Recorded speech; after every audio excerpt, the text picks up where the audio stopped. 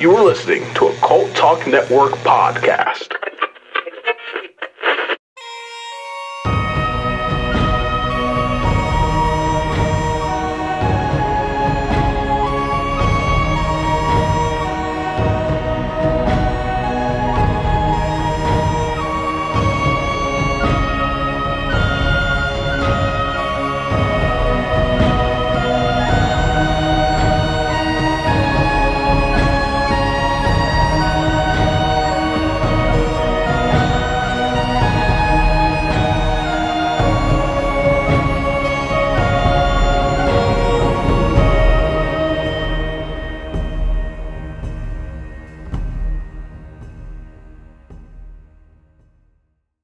Welcome, everyone, to our first Cult of Lore for Halloween. Woo! Yay! Hello. Yeah, this is the first ever Cult of Lore edition to Cultober. Yeah. We're very excited. So we're doing something different. A little different. Our regular listeners are used to Warhammer. And this is Warhammer. It is. We've tied it in. It is tied in. But we're going to be talking about a movie. Right.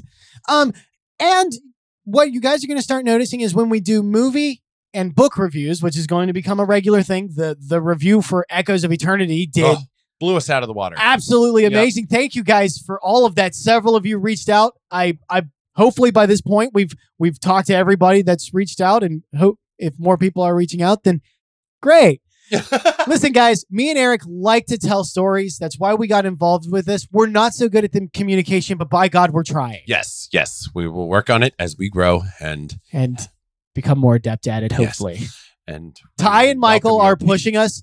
They're being the dutiful parents. Bailey's being the supportive mother, rubbing our shoulders as we both have anxiety attacks over talking to people that we don't know. A lot of them! So, but it was a smash success, and thank you guys for that. That was amazing.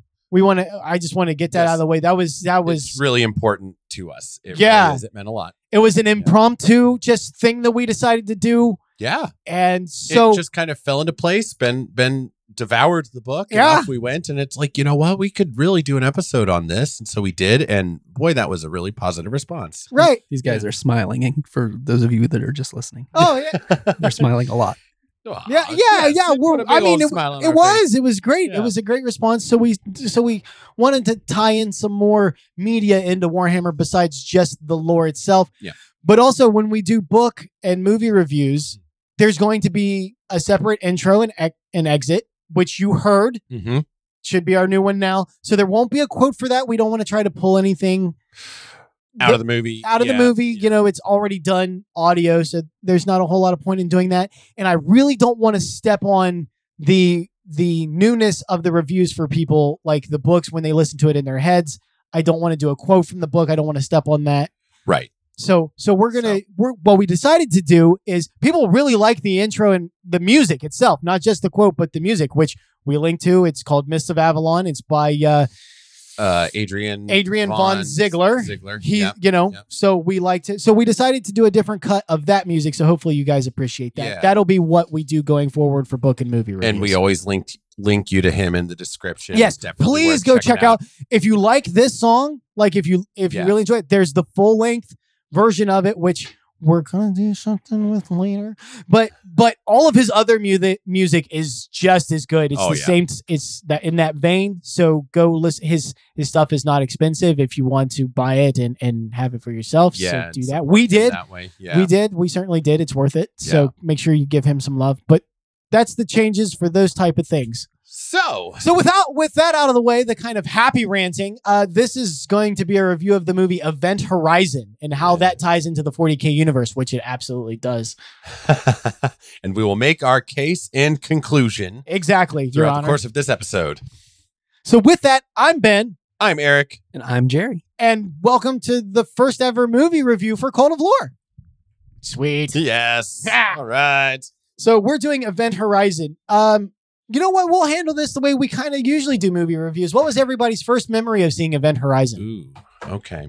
We'll go with Jerry because I know yours. Okay, well, I was invited over here by you guys, and you were like, hey, we're watching Event Horizon, so I watched it. Okay. With you guys. What was your overall thoughts on it, and whether you thought it was good, bad, otherwise? Well, first of all, I saw Sam Neill was in it, and I was like, "Oh man, I love Jurassic Park, so this is gonna be great." Yeah. And Yeah, so- for our generation, he will always be Dr. Grant. Oh, yeah. yes. No matter what movie he tackles. Absolutely. So I was like, "All right, I'm into sci-fi. Let's see what we got going on here." And I really enjoyed it. It's Right. pretty cool. What about you, Eric? So the first time I saw this, I couldn't really. I saw bits and pieces of it at a young age before I really watched the movie. So that was pretty traumatizing. Yeah. There were certain, like, I saw like the part. Mm-hmm. Yeah. So that was probably at least the most impressionable first impression I had of this movie. So we'll get to that. I had no idea until a very recent viewing in preparation for this episode, the ties that it had to the Warhammer 40K universe. So Right. that was pretty new. That was a whole new layer on top when I watched it this time around. Absolutely. Yeah, that was neat to me too. Yeah. because I'm just getting into the 40K thing, and I was like, "Oh, okay, this is Yeah, it's like I can see it's it. related." Yeah. Oh, yeah. Wait a minute. I couldn't tell you when the first time I saw this was, but is actually, Eric, it mirrors. This is one of the few movies that kind of did that to me. This mirrors very much your experience. I saw the scene that we'll let you know when we talk about the scene, and it really kind of made an impression. And so I actually actively avoided this movie for a long time. Me too. Yeah, because of stuff like that. It's like that's too horrific for me. Yeah, it was a little much. And so I don't know, I was maybe 16 or 17. I was probably 17 when I watched it again. And it's for the longest time, even after that, it still kind of hovered just on the edge of what I could tolerate and what I couldn't. Right. And then I'm not sure at what point in my life it became a movie that I actually really enjoyed, but it did. Yeah. And then when I started getting into the 40K stuff, I don't know how I came across the fact that there's kind of like this thinking that it's kind of related. Yeah. That's been kind of confirmed. Well, not kind of confirmed, kind of hinted at. We'll talk about that. But that it's got this kind of ties to the 40K universe. And I was just sitting there thinking about it. I was like, son of a bitch. Okay. And yeah, the more I thought about it, the more it made sense. Yeah. It's funny how life is too. It just the synchronicities you run into. Yeah. Yeah. It's like, sort of warps your perception. oh, yes. Not already.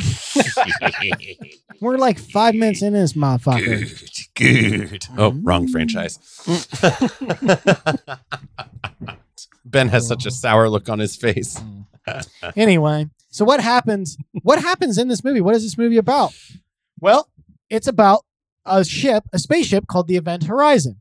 And it is in this timeline. This takes place in the future, obviously. It's known as the first ship to ever try to go be faster than light. And as far as the general public knows, it was blown up. It was destroyed. The engines failed. And it became this really famous kind of catastrophe in space. And was, missing for Long time. years. Yeah. 7 years? 7 years. 7. Oh, that's it. 7 years. 7 years. Okay, so Wow. not that long. No, I guess not. Same length as the Horus Heresy, but whatever. Oh, yeah. Oh, Mm. coincidence? I think not. Yes. Listen, it's not that connected. Holy crap! But but it's what we find out is that it actually vanished. It created a black hole and just completely vanished. And we find this out by the character played by Sam Neill, who is Dr. Weir. And Dr. Weir is the primary engineer who created the Event Horizon. And now that it's shown back up, he has contacted a group of salvagers / rescue operators. We have Lawrence Fishburne as Captain S.J. Miller. We have Kathleen Quinlan as Peters, the medical technician. We have Joey Richardson as Lieutenant Stark. Jolie Richardson, sorry. Richard T. Jones as T.F. Cooper, rescue technician. Jack Noseworthy as Ensign Justin. Chief engineer of the Lewis and Clark. Yeah, chief engineer. Yep. Yeah. Jason Isaacs, who's always a fantastic actor, as the medical doctor, DJ. And a personal favorite of mine, Sean Pertwee as Smitty Smith, pilot of the Lewis and Clark. Yes. So these are your main characters. Now, if you look up who these people are, this movie has a great cast. Those are some big names. Yeah. In there. Yeah. They're not like super A, like blockbusting, except for, Lawrence Fishburne, obviously, with The Matrix, and then Sam Neill. I'd say those are your two big. Those are the big ones. Big ones. But I mean, this cast is a who's who of like those. When you look at it, you're like, oh, it's that guy or it's that woman. Yeah. And I mean, it's a phenomenal cast. Yeah. I forgot Jason Isaacs. Jason Isaacs got pretty up there. Harry Potter, The Patriot. Yeah. He got up there. But Sean Pertwee, I'm going to give him a little bit of shout out. He's from another movie that is going to come in later this month. Ooh. He was in a B movie called Dog Soldiers, which is about a group of British soldiers that get trapped in a cabin fighting werewolves. But you know what's coming. Yeah. But he plays their leader who, spoiler alert, gets infected by the werewolf virus very early on, and his character's like, I will, fight with you guys for as long as I can until I turn. But he is an awesome actor. He's also in Kurt Russell's Soldier. He plays the dad. If you guys know who that is, then fine. If you don't, then you'll figure it out because we're going to be covering it eventually. But he really is a phenomenal actor that is just kind of one of those side guys. But the whole cast is great. Yeah. Yeah. And they were one of the big shining, like, things about this movie. Yeah. Their acting, their performance was it was grounding. It brought it in a pretty ungrounded set, yes. if I must say. You know what I mean? Like that. We'll get into the set and stuff. Yeah, we're still breaking down our plot, kind of, aren't we? Yeah, I'm not going to go into one for one, but right. But basically, they show up to the Event Horizon, and they actually get a distress call from the Event Horizon. The reason why I'm breaking this down is this is that scene. Yes. Like, you hear this videotape twice. Yeah. Once in audio form, and then the second time they play it, they managed to decipher the video quality of right. It sounds horrific. It's just all this screaming, wailing, yeah, babbling, like just all the like whispering, sounds of just flesh being ripped and torn, and then there's a voice that's speaking Latin. Yeah, and at first they thought it was saying "save me," but then when they get the video version of it, they actually find out that it says "save yourself." Yes, from hell. Ugh. And the video on this thing is rough. Yeah, brief but horrific. Yeah. What they did to film this scene is they actually took in a completely separate film crew the cast consisted of porn actors and amputees. And they just shot the most horrific stuff. These are people. It's the crew of the Event Horizon. Yes, and they are inflicting all sorts of horrible shit on each other and themselves. And the guy talking is the captain, and he has actually removed his own eyes and have held and is holding it up to the palm of his hands while all this just orgy and torture is going on around among the crew. It's gross and unsettling. Yeah, very much so. Incredibly gross and unsettling. Yeah, I thought it was interesting some of the stuff they did with the amputees, because you see this in very short bursts. Yeah, it's not a prolonged scene. It's in traumatic bursts. Yeah, and I think I saw somebody with their arm shoving into down their mouth. somebody's somebody throat. else's throat, or down themselves. You can't. It's hard to tell. Yeah, but it's that must have been one of the amputees. Just that way they can show deeper than it's going. Yeah, asses and elbows everywhere. Yeah, yeah, and then there's the follow up flash shows an arm coming out of somebody's mouth and it's pulling stuff. Yeah, so very visceral. So that's the scene. Yeah, that's what we saw as kids, and me and Ben avoid this movie for a while. Which is probably for the best. Yeah, probably. But they find out basically that what the Event Horizon was meant to do was open an artificial black hole so that it could travel from point A to point B pretty much instantaneously. Right. And if you're 40K fans, that sounds familiar. Yeah, you already know where this is going. But for those of you that don't, we'll get there. Yep. What it ended up doing was basically creating a portal to hell. And it took all of its original crew to hell. Yep. And now that it's back, the ship is basically haunted. Yes. Yeah. They kind of like they come to the conclusion that it's kind of behaving like it has a life of its own. But I think haunted is a better way of putting it.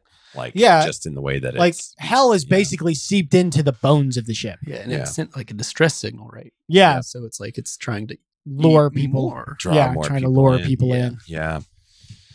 And why would a ship want to do that? Well, so one by one, it starts traumatizing the crew, and it possesses Dr. Weir. Yeah. Basically. Yeah. By the end of it. Yeah. And what it wanted was it's going to return back into the warp, hell, and it wants to take as many souls with it as it can. Yes. Justin, Stark, and Cooper survive. Oh, wow. There are three survivors. There are 3 survivors. You're right. Justin in a scene that is really bad gets, it's good, but it's terrible. Yeah. He gets sucked out into space.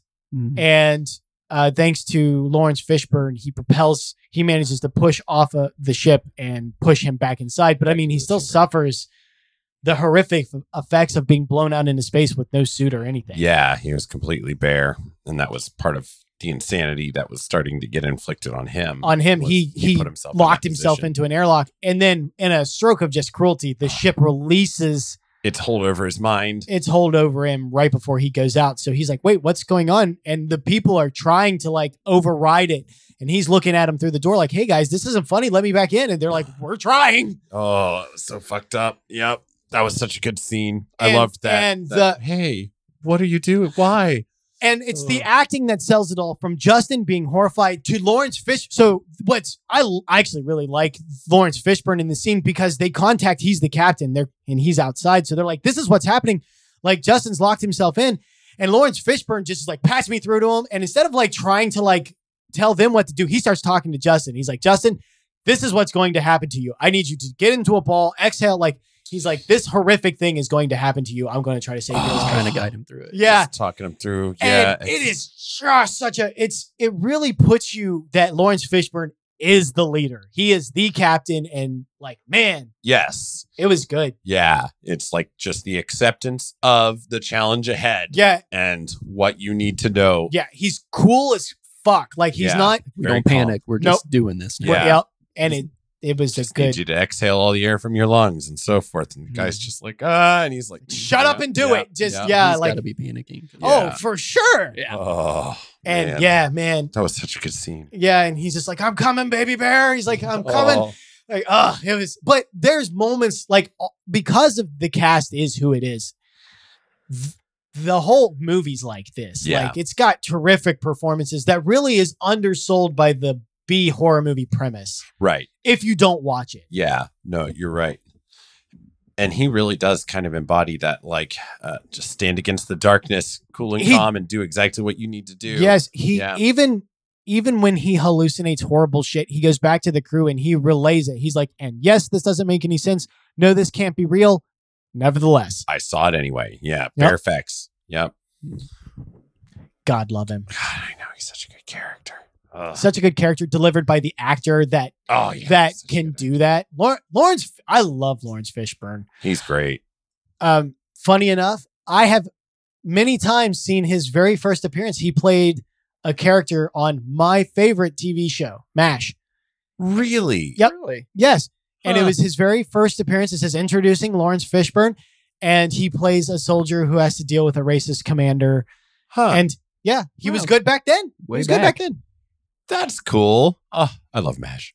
I do too, Yeah. obviously. Yeah. But so the movie ends with those three characters: Stark, Justin, who is in a medical stasis pod, Yep. obviously, because he was practically turned inside out, and Jones, Richard T. Jones.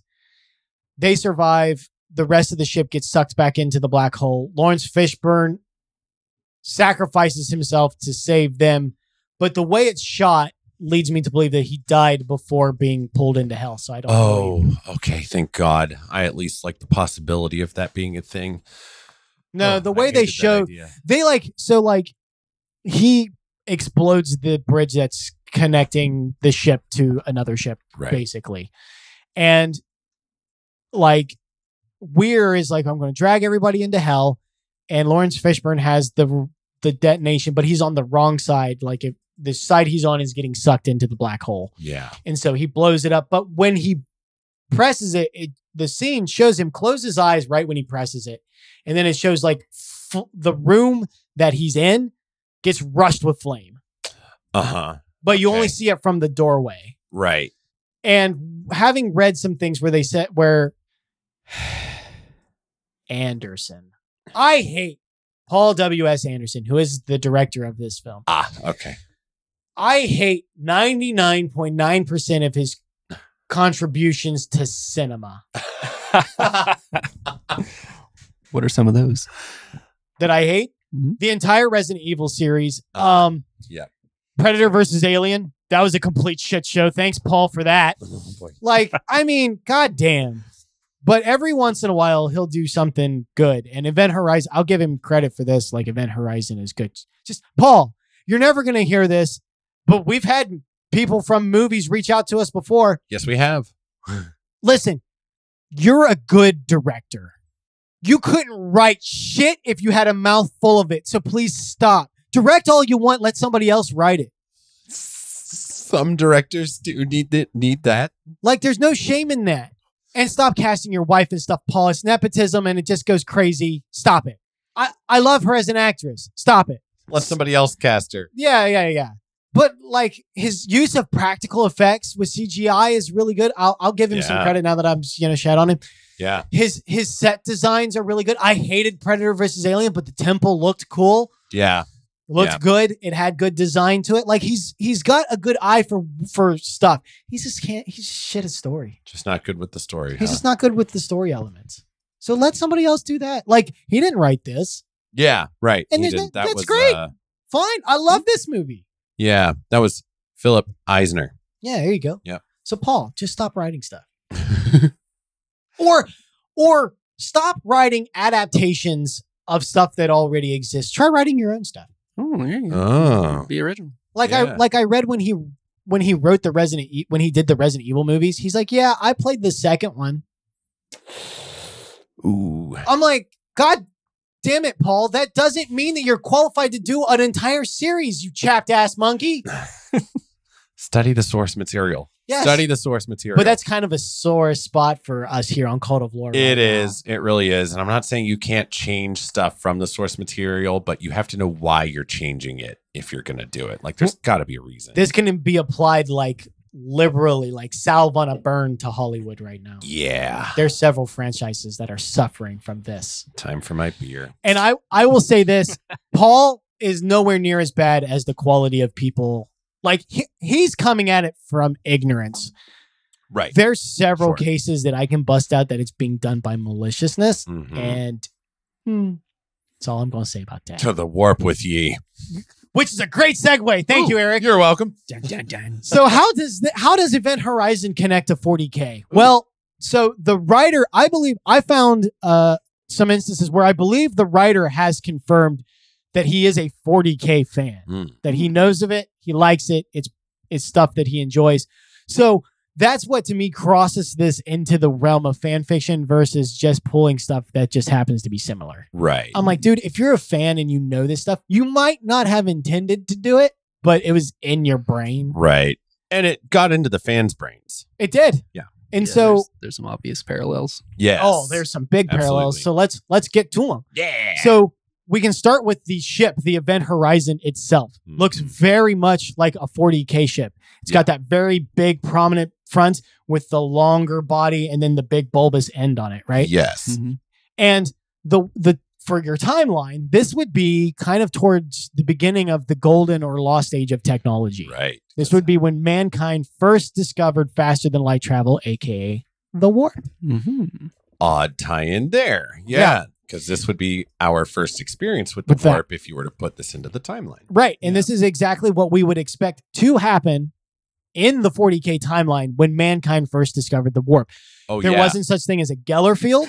Didn't know you needed navigators. Didn't know you need navigators. Yeah. So they would have just been straight. Didn't know that the warp was this hostile, ridiculously hellish environment. Yeah. And like, there's not a thing that happens to these people that wouldn't happen to somebody in the warp. Right. Yeah. Mhm. Yeah. And the haunting of the ship. So Space Hulks and other ships that go through the warp without a Geller field do actually end up suffering a kind of haunting. They become infested with the warp. Uh-huh. Even if Neverborn or demons aren't actually like physically present because they are more tied to the warp, it'll fuck with your mind. Yeah. I am called back to a time where the Tau investigated a ship that went into the warp, one of their Tau, and they were attacked by the Death Guard. And when the ship came back out, they were listening to the recording that was left, very Event Horizon-esque. Yeah. And it was the Tau basically saying, like, we've encountered some sort of space marine, but they're not like Imperium. They're different, and they all die, right? Mhm. And the final sound on the recording is the last fighting Tau dying, and he lets out a scream, right? Because he's being killed. Uh-huh. And the scream doesn't come from the audio. Well, it comes from the audio, but it also echoes throughout the ship, like actually comes from the ship itself. Oh, the ship Oh, screen. okay. The ship screams, Yeah. but it's his scream. It's a mirroring scream. Oh. And so there is an instance that I can think of, and I'm sure there's way more. Yeah. But this is just an instance of a ship going into the warp, And then coming out with its own sort of warp field. yeah, with its own haunting possession-esque. Right. Ugh, tainted by the warp. Yep. So there you go. Also, like the architecture of the ship itself. Oh yeah, the interior and stuff. Especially the spherical engine that generates the black Oh, hole. The yeah. Gravity drive. The gravity. There it The is. Thank gravity you, drive. Jerry. Yeah. Yeah. Yeah, Jerry doesn't speak much, but when he does, it's right to the asshole. Right in there. But it's like kind of cathedral-like. It is too, which very is- Imperium-esque Yes. looking. Yeah. Like reverential. Right. Boy. And of course, there's obviously the ship also looks like a cross, which, kind of adds that kind of cathedral-ness. It kind of starts to marry like our world into what the Imperium sort of emulated a bit, So Very cathedral. here's a question. Okay. Weir was obviously possessed, Yeah. and the ship was obviously haunted. What chaos god do you think took over the Event Horizon? I know who I would guess. I know who I would guess too. Zeech. You think You Zeech? think Zeech? That's what I think. I'm throwing my head in for Slanesh. Me too. Yeah, Oh, you think yeah. so too? Yeah. Yeah. I could see Zeech though. Yeah. Zeech is So that's so a fair reading. I'll tell you where I could see Zeech is big on like paranoia and fear. Yeah. Yeah. And that's definitely that's such a good point. That was a big theme among the crew. Paranoia. Yeah. And like Weir is like tricking people and stuff. And Yeah. it messes with your head. Yeah. So But boy, no, there's I could definitely see the Slanesh thing too. Yeah. right, the torture and Especially the video. Yes, Yeah, where it's from like the an video. orgy, but also yeah. Mm-hmm.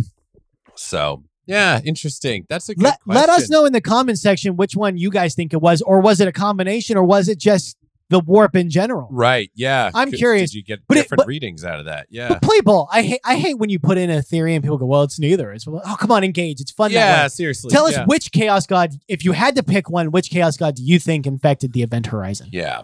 So time period wise, it would have been after Slanesh was born. Oh, Yes. would it have been? Okay. Well, Are you sure? Because no, it wouldn't have been. so it couldn't have been Slanesh. It wasn't Slanesh. No, Oh. Right. I So- think you must have got it, Jerry. you did. Yeah, or unless of course it's Korn or Nurgle, but I don't think. So yeah, it could be Zeech, or it could be. No, I think it's got to be Zeech. then. Yeah, it wouldn't be Korn. It's too drawn out. Yeah. Um, Too much torture. yeah, and Nurgle just the only thing I could see There's no from Nurgle disease. is the boils on the kid's legs. But Oh, it could be all of Yeah. them. Yeah. They all Ooh, we'd teamed have up. to start breaking them down. that's it. Ooh, huh. That might be a good Cold Lore shorts. Ooh, yeah. Just kind of exploring that, like, okay, which one might be who? Yeah. Like in this Ah. scene, it's Korn. Yeah. Next Ugh. one Ugh. could be. Yeah. Let us know if you guys want to do that, but I will warn you right now, that will be a Culttober. So Yeah, even it if would you be want next to- year. that'll be next year, Yeah. because we want to save like the Demonculaba and some of this really horrific shit where we want to save for the Culttober stuff. Yeah, definitely. Because And it's too perfect of a fit. yeah, and over time, Cult of Lore is going to be ramping up more additions to Culttober besides just the regular stuff. Right. Yeah. So we're going to be... know us. We're ever evolving and striving to release on Thursday. Yeah. Sweet release. Sweet release. Hey, actually, you guys will be... We'll since you guys have stuck with us, we're actually trying to set it up to where we'll be more on time. This recording is actually our launch of our brand new plan.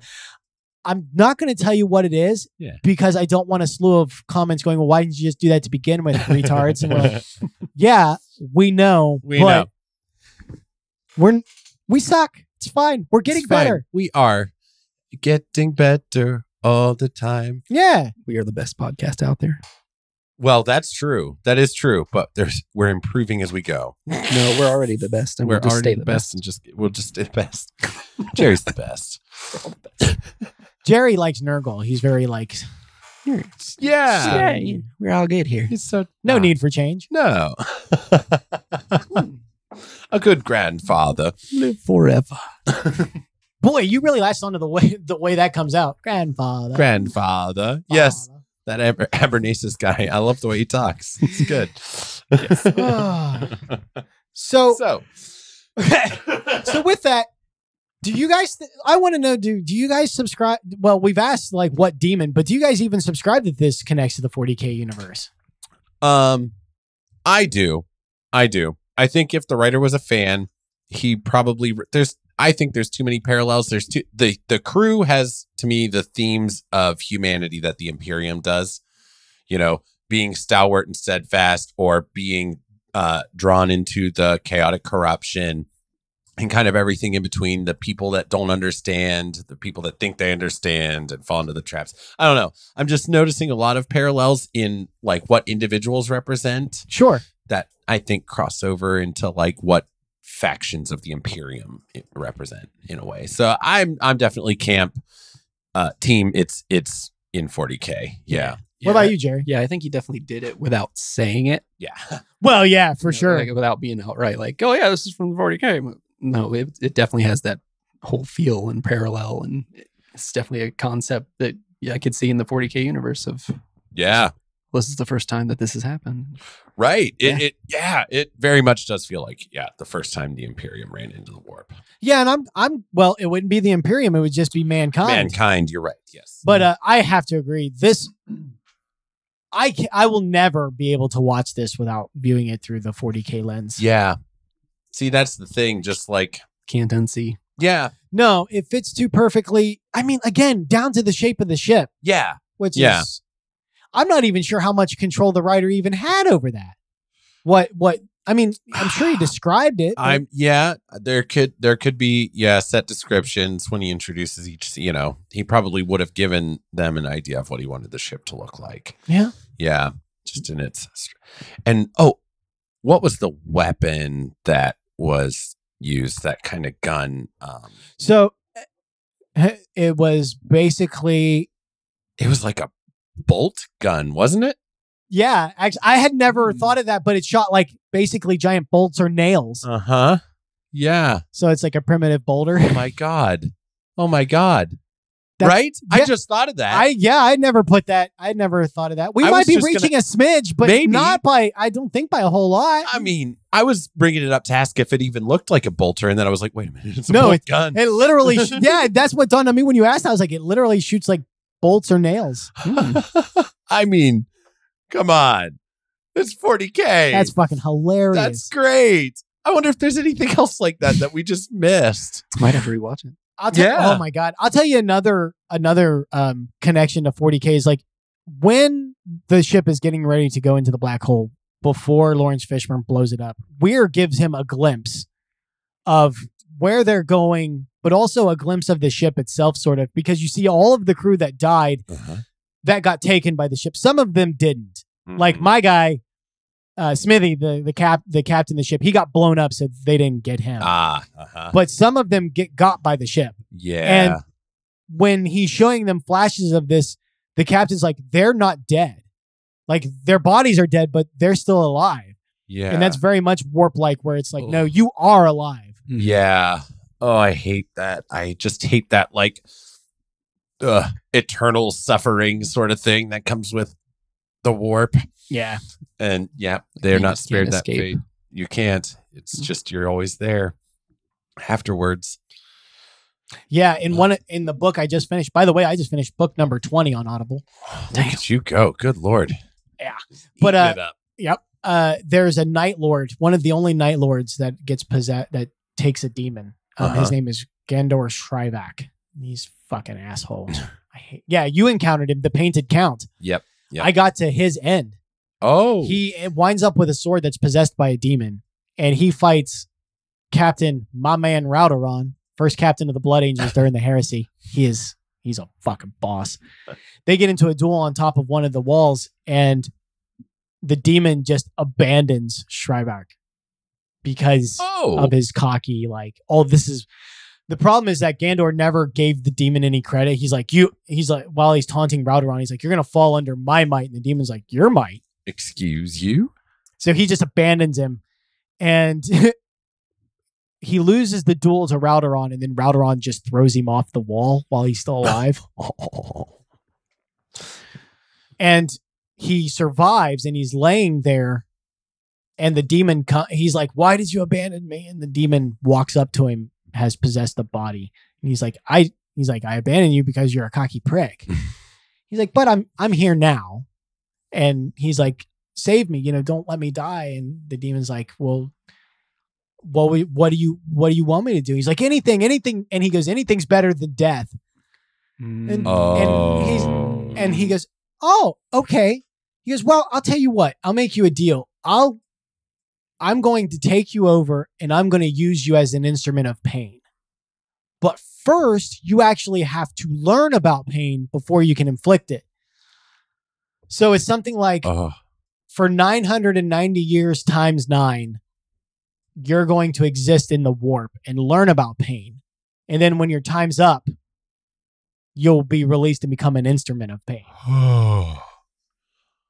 Oh boy. And so it says and the way it says in the book is like, in that moment, Shrivak was taken into the very bowels of the warp, and there he began to scream. And it's just like the end of it. Oh God. Yeah. Oh, anything other than death, huh? Yeah. You think? But you know what's interesting about that is I said 999 times 9, but it's something like that. But the math of it winds up 43,000 years into the future. So we're almost in the current timeline. We're almost to the point where he should be returning at some point. No shit. Yeah. If they remember. Huh. I mean, if they don't remember, I don't blame them. There's so much to keep track of. It was a long time ago. But we should be getting close to his return as some sort of demon prince, maybe? Oh my gosh. So that was back when. Okay. That was during the Horus Heresy, during the Siege of Terra. Wow. Okay. So what would be cool, what I would like to see, because the Night Lords in current timeline are a shattered legion, right? Mm-hmm. And Shrivak was the one that actually kind of fucked up the Night Lords to begin with, because he was the one pumping the bad recruits into it, right? I would love it for him to return and try to reunite the Night Lords under his banner. Oh. And then at the same time, we have this character whose name is Talos, who is kind of looked at it to be the Night Lord savior. Like, he's going to be the one to rally the Night Lords. Mm-hmm. Well, he died, but his gene seed got implanted into another who ended up with his psychic abilities. And he's rallying the other Night Lords. So I would love to see this happen with there being like a civil war in the Night Lords. Ooh. Holy cow. But also, I just want to see more Night Lord stuff. I love the Night Lords. Night Lords and Blood Angels are my guys. They're your dudes. They are. That's for They're sure. the mirror opposite of each other. Yeah. Yeah. It's interesting. But they're also, they have a little bit of thematic tie. They do. Together Very too. much so. Yeah. But so cool. So that's another thing that it has with the warp, is that when you go into it, it's not death. Right. It's it's worse. It's worse. Way worse than death.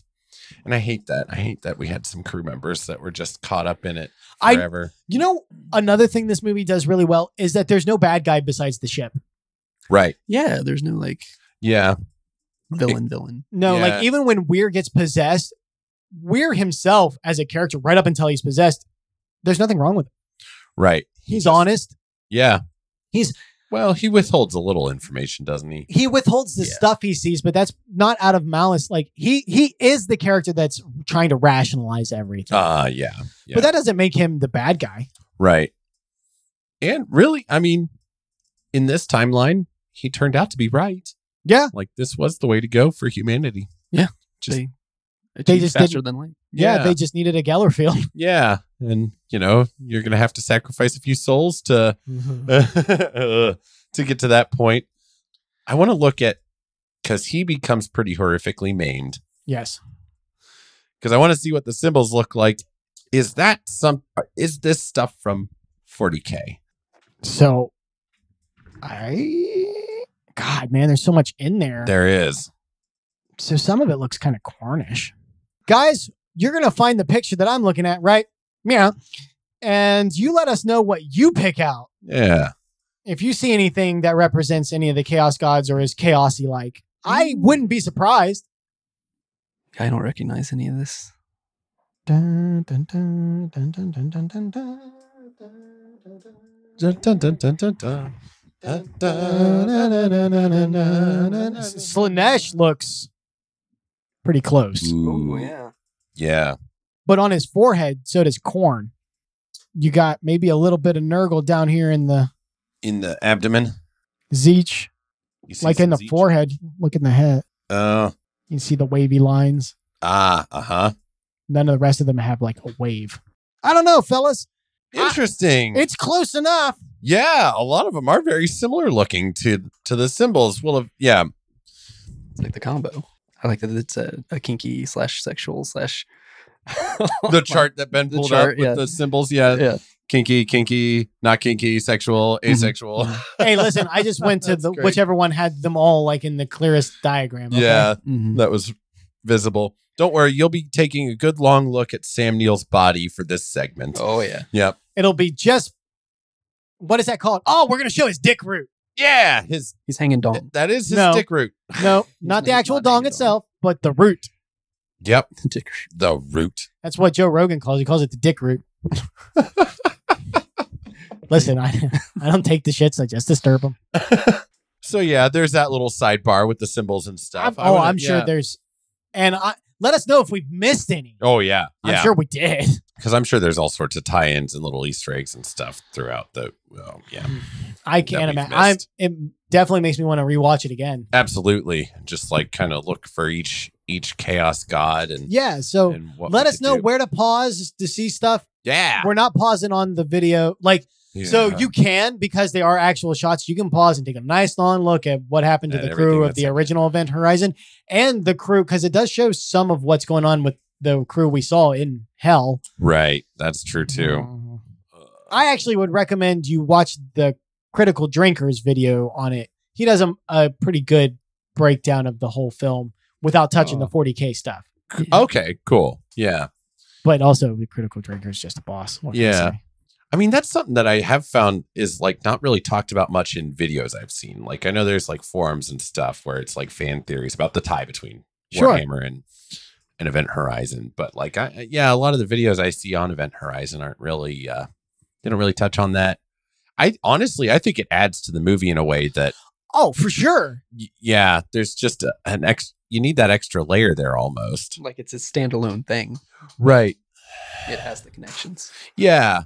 Like I wonder what I wonder what a person's reaction who didn't know 40K, Yeah. who likes this movie. I wonder what their reaction would be if you were like, "Hey, did you know?" And obviously you'd be lying to them, right? But I was just wondering how they would absorb it. Mhm. If you said like, "Did you know in the original script you actually found out that there were 4 demonic presences that were torturing these people and each one of them represented kind of a different type of thing." Right. How I wonder if they'd be like, "Oh, that's pretty awesome. I wish they would have kept that in." It's just like, well, Yeah, I would be interested to see that. Or yeah, let us know if you think that would make it better. yeah, seriously. I think it would, because I think sometimes, like I get the unseen thing, but I think sometimes just giving that presence just a little bit more sentience Yeah, would have been better. right. because most of the It Has a Mind of Its Own stuff was more talked about than really shown. Yeah. Or, Yeah.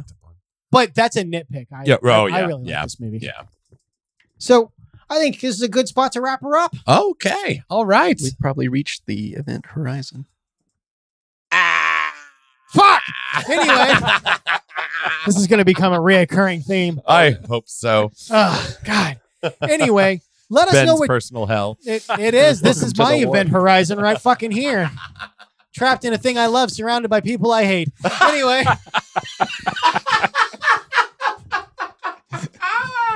Yay. Yes. So guys, let us know what you think about this as a tie-in to the 40K universe. I think it's great. I think it has a nice warm seat with the rest of the lore and always should have. Yeah.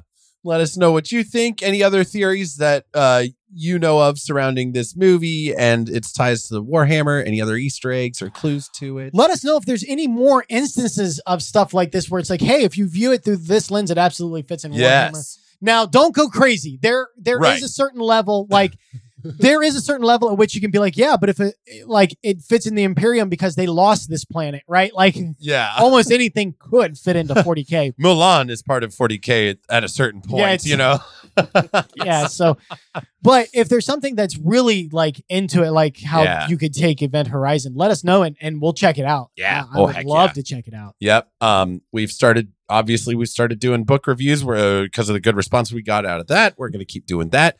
We might do some more stuff with movies, especially if we find more ties to Warhammer and stuff like that. So I'll throw this out there. This is something that I've considered doing. And this is, I'll only do this for Warhammer when and if we cover Star Wars. I will never have Disney Plus. They can suck my dong. But with us doing these reviews, let us know if you would be interested in us covering some of the and I know there's very little, don't even start. Like there's a reason why I don't have it yet. The Warhammer Plus. I know there's not a whole lot of content on there, but there are some TV shows and a few, I think, short movies on there that are actually 40K stuff.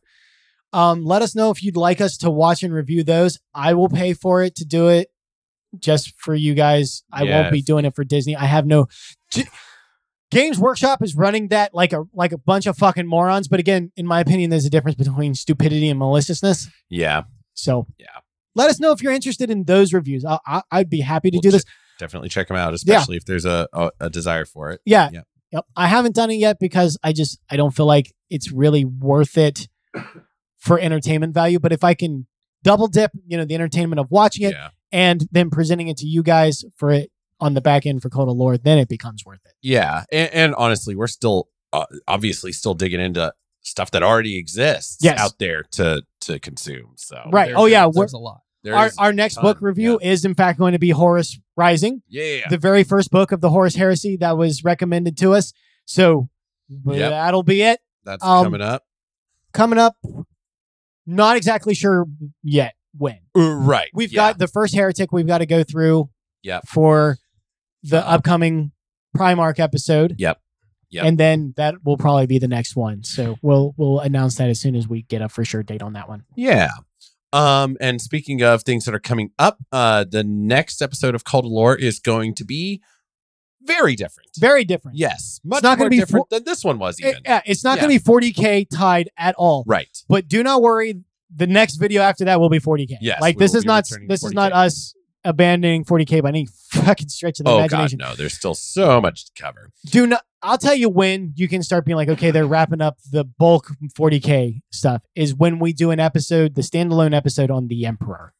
Right. When we do that, we're winding towards the end. The Death Bell Lilies are tolling. Right. And even then we'll still be doing episodes as stuff comes up. And that's a very long way off. That's a very long way off. Yeah. But for the month of Cultober, we're doing an episode that is much more rooted in our world. Yeah. So Eric, do you want to tell him? Yeah. Okay. I was trying to think of a good pun to hint at it with. No. But I think I'll just go for it. This was you wanted to do this. So this one was we mentioned I brought this idea up in the very early days of Cult of Lore when we were still conceiving and putting together the idea. Obviously, it's still if you can't tell, an evolving idea. It's still in the conceptual phase as far as we're concerned. But something I really wanted to cover was some of the monsters that we tell stories about in our own world, and that includes foremost in my mind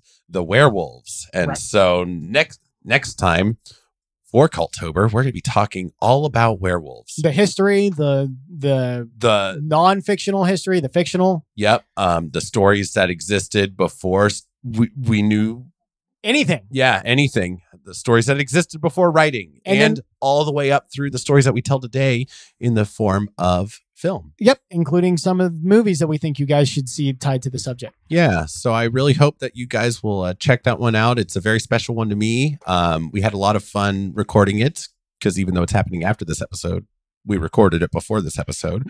Right. This is a very personal project to Eric, so make sure you show him some love and let us know that that it's not done in vain. Yes, thank you. I would appreciate that. Yeah. Let's get a little hairy.